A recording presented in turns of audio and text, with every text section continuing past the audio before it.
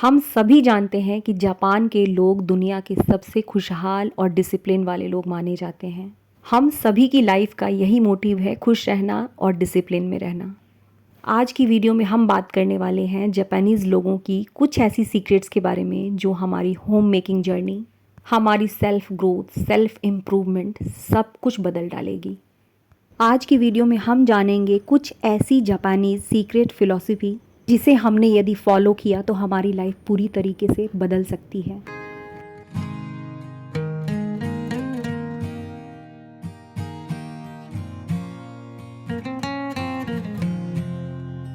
Grow up your life में आप सबको श्वेता का प्यार भरा नमस्कार। हम सभी चाहते हैं कि सुबह जल्दी उठें, लेकिन उठ नहीं पाते हैं। चाहे सुबह जल्दी उठना हो या किसी भी डिसिप्लिन को अपने अंदर लाना हो, जापानियों की पहली सीक्रेट है जिसे हम काइजन कहते हैं। वहाँ से सीखकर हम अपनी लाइफ को पूरी तरीके से बदल सकते हैं। इस सीक्रेट के बारे में बात होगी, लेकिन उससे पहले बता दूं कि बैकग्राउंड में क्या चल रहा है। ये मेरा कैंपस है, मॉर्निंग वॉक करने आई हूँ। आज मैंने सोचा कि थोड़ी सी इसकी रिकॉर्डिंग भी कर लूँ। तो चलिए हम बात करते हैं जापानी सीक्रेट काइजन के बारे में। सबसे पहले जब हम अपनी लाइफ में किसी भी तरह के डिसिप्लिन को डेवलप करना चाहते हैं, कोई भी नया बदलाव लाना चाहते हैं, तो मन में क्या आता है? वज़न कम करना है तो सबसे पहले यही लगता है कि आज भर जितना खाना है खा लूँगी, कल से एक्सरसाइज शुरू, ऑयली स्पाइसी सब कुछ बंद। सुबह उठकर वॉक पर जाना है तो यही सोचते हैं कि कल से 4 बजे उठ जाऊँगी और आधे या 1 घंटे के लिए वॉक पर जाऊँगी। यूट्यूबर बनना है, यूट्यूब वीडियो बनानी है तो सबसे पहले तो यही लगता है कि सब कुछ सीख लूँगी और सब कुछ परफेक्ट हो जाएगा, तब अपनी वीडियो की शुरुआत करूँगी। मतलब हम अपने गोल्स को इतना बड़ा कर लेते हैं कि हम खुद ही डर जाते हैं। लेकिन सच तो ये है, जिसे हम जापानियों से सीख सकते हैं, कि डिसिप्लिन का असली मतलब बिल्कुल छोटा और सिंपल होता है। और इसी सीक्रेट को जापानीज़ कल्चर में काइजन कहा जाता है। काइजन का मतलब होता है लगातार छोटे छोटे से इम्प्रूवमेंट।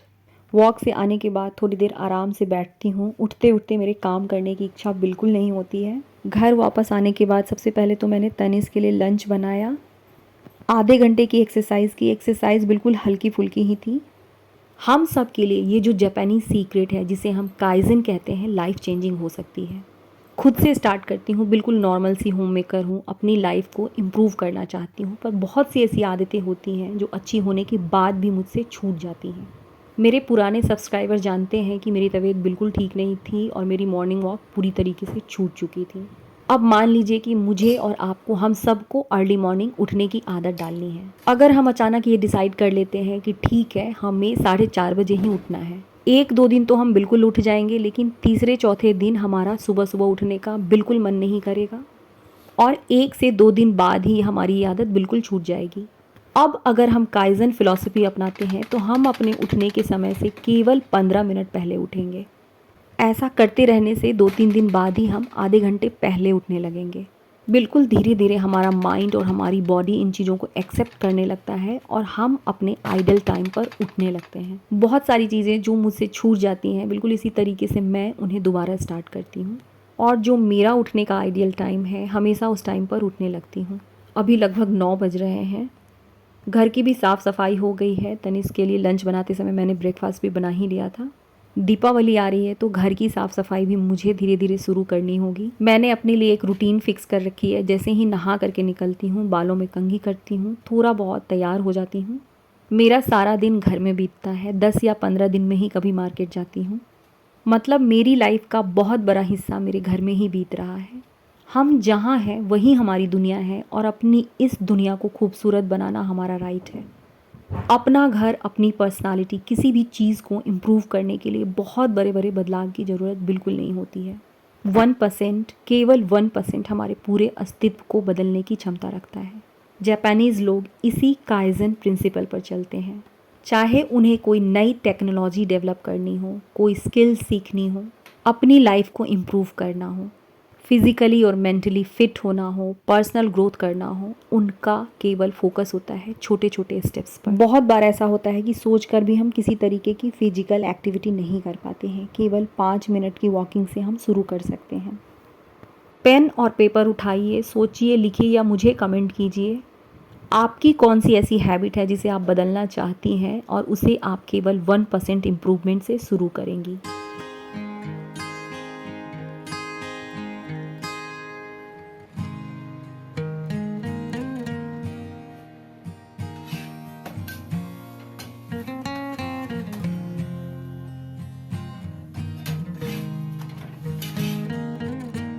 अपने प्रोफेशन से रिटायर्ड हुए लोगों पर एक रिसर्च हुई थी।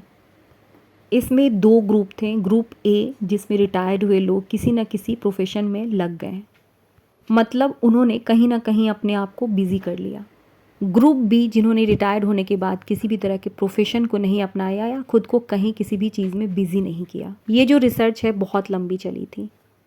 कई सालों बाद देखा गया कि जो ग्रुप ए है वो मेंटली और फिज़िकली फिट है और अपनी लाइफ से बहुत खुश है। वहीं पर ग्रुप बी में कुछ ऐसे लोग थे जो इस दुनिया में अब रहे ही नहीं, या थे भी तो बहुत चिड़चिड़े या बहुत सारी बीमारियों के साथ। ऐसा देखा गया है, रिसर्च हुआ है कि जिन लोगों की भी लाइफ में जीने का कोई पर्पस नहीं होता है, उनकी जीने की इच्छा कम हो जाती है। हर किसी की लाइफ में जीने का एक पर्पस होना चाहिए। हमारा दूसरा जापानी सीक्रेट यही है जिसे हम इकिगाई कहते हैं। इकिगाई का मतलब होता है ऐसा कारण जो हमें सुबह उठने की प्रेरणा दे, हमें खुश रखने की प्रेरणा दे।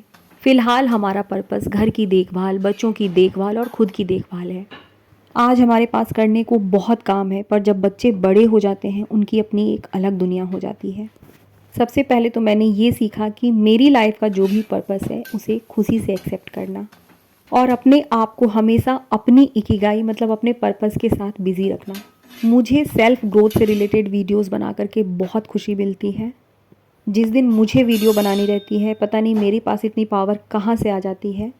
10 साढ़े 10 बजे तक अपने सभी कामों को ख़त्म कर लेती हूँ और जब भी टाइम मिले तो इसकी एडिटिंग करना शुरू कर देती हूँ। अपनी लाइफ का इकिगाई, अपने जीने का एक मकसद ज़रूर ढूंढिए, क्योंकि आजकल की लाइफ में अकेलापन बहुत है। बच्चे एक दिन बड़े हो जाएंगे और उनकी अपनी एक अलग दुनिया होगी। उस वक्त हमारी यही इकिगाई, हमारा पैशन हमारे जीने का कारण बनेगी। बहुत सी ऐसी होम मेकर्स हैं जिनका इकिगाई, जिनके जीने का पर्पस उनकी घर की साफ़ सफाई ही है। बहुत से ऐसे लोग हैं जो घर की साफ़ सफाई को एक थेरेपी की तरह लेते हैं। उनका सारा दिन अपने घर की साफ़ सफाई में ही बीत जाता है। मिस्टी को हलवा बहुत पसंद है। मैंने पराठे बना करके रख दिए हैं। आज मैं चने की सूखी सब्जी और हलवा बनाने वाली हूँ। यहाँ पर मेरी लाइफ का पर्पस क्लियर है कि मेरे बच्चे इसे खा करके खुश होंगे। इसे बहुत प्यार से बना रही हूँ। जापान में एक जगह है ओकिनावा आइलैंड, जहाँ पर लोग 100 साल से भी अधिक जीते हैं और दुनिया में सबसे ज़्यादा खुश रहते हैं। और रिसर्च बताती है कि उनका जीने और खुश रहने का सीक्रेट केवल हेल्दी फूड नहीं, बल्कि उन सब के पास जीने का एक सीक्रेट है। अगली सुबह उठने का एक पर्पस है, चाहे वो गार्डनिंग हो, बच्चों को पढ़ाना। वीडियो में आगे बढ़ने से पहले आप सबसे छोटी सी रिक्वेस्ट है, मेरी वीडियो यदि थोड़ी सी भी अच्छी लगी हो तो इसे लाइक ज़रूर कर दीजिए। मेरे चैनल पर नए हैं और बहुत दिनों से मेरी वीडियो देख रहे हैं, तो अब तक आपने इसे सब्सक्राइब नहीं किया है तो इसे सब्सक्राइब भी ज़रूर कर दीजिए। काले चने की ड्राई सब्जी बना रही हूँ, मेरी बेटी को यही पसंद है। जीरा, लहसुन, लाल मिर्च और तेज़पत्ता का छौंक लगा दिया है मैंने। इसके बाद प्याज को बारीक चॉप करके इसमें डाल दूंगी। काले चने को मैंने एक तरफ बॉयल होने के लिए चढ़ा दिया है। मसाले में मैंने चना मसाला, लाल मिर्च पाउडर, जीरा पाउडर, धनिया पाउडर, मेरे पास जितने भी पाउडर थे सबको पानी में घोल लिया है और उसके बाद मैंने इसमें बॉयल चने को डाल करके पका दिया था।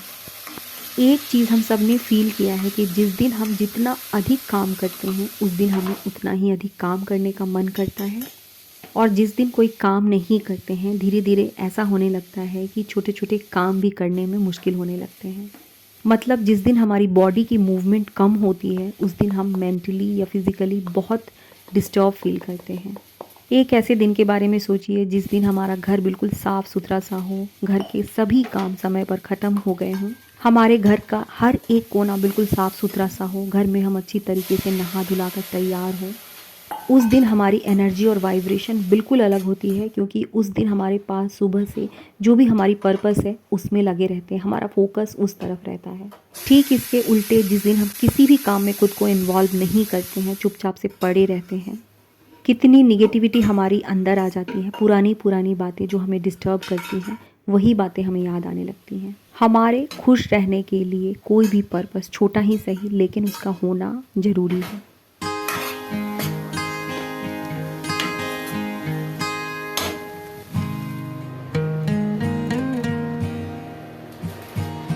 अभी तक अपनी वीडियो में हमने सीखा कि लाइफ में किसी भी चीज़ को पाने के लिए, डिसिप्लिन बनाने के लिए बिल्कुल छोटी सी शुरुआत करनी ज़रूरी है।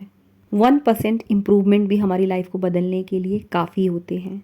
दूसरी, हम सबके जीने का और खुश रहने का कोई ना कोई पर्पस ज़रूर होना चाहिए। और तीसरी फिलॉसफी है जिसे कहते हैं शोशिन। शोशिन का हिंदी में मतलब होता है नई चीज़ सीखने का उत्साह रखना, बिगनर्स माइंड। अपनी लाइफ के किसी भी फेज़ में क्यों ना हो, चाहे हम 50s में हो, 60s में हो, 30s में हो, 20s में हो, अपने जीवन से हमें उत्साह और उमंग को कभी ख़त्म नहीं होने देना चाहिए। 50 साल के उम्र में भी चाहे साइकिल चलाना सीखना हो, नई रेसिपी सीखना हो, कुछ भी करते समय अपने मन को उत्साह और उमंग से भरकर रखना है। मुझे याद है जब मैंने साइकिल चलाना सीखा था, बस यही लगा था कि सब कुछ छोड़कर दिन भर साइकिल चलाती रहूं। बचपन का उत्साह और उमंग अपनी लाइफ से कभी भी जाने नहीं देना चाहिए। लाइफ में जितनी भी मुश्किलें हों, जो भी हो, जैसा भी हो, हम सबका अधिकार है हमेशा खुश रहना।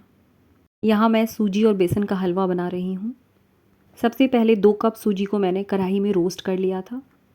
सूजी को हल्का ब्राउन भून लिया था। इसके बाद 1/2 कप इसमें मैंने बेसन को मिक्स किया। बेसन को भी थोड़ी देर रोस्ट करने के बाद इसमें मैंने घी डाल करके इसे भून लिया। मुझे मीठा बहुत पसंद है और सारे लोग मुझे मीठा खाने से मना करने लगे थे। मेरे लिए इम्पॉसिबल था मीठी चीज़ों को छोड़ पाना। कभी कभी तो मुझे भी डर लगने लगता था कि इतना मीठा मैं खा क्यों रही हूँ। मीठे के कारण मैंने चाय भी पीना शुरू कर दिया था। सुबह से शाम तक 6 से 7 कप मैं चाय पीने लगी थी। कई बार मैंने मीठा छोड़ने की कोशिश की थी, लेकिन इसे छोड़ ही नहीं पा रही थी। अब मैंने चाय और मीठा बिल्कुल छोड़ दिया है। मैंने कसम तो नहीं खाई है।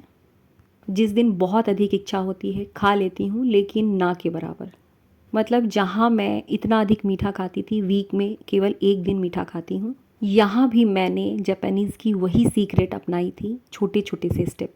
पहले मैंने शाम की चाय छोड़ी, धीरे धीरे 2 कप पर आ गई। अब मेरी चाय बिल्कुल छूट चुकी है। हाँ, किसी रिलेटिव के घर जाती हूँ तो पी लेती हूँ।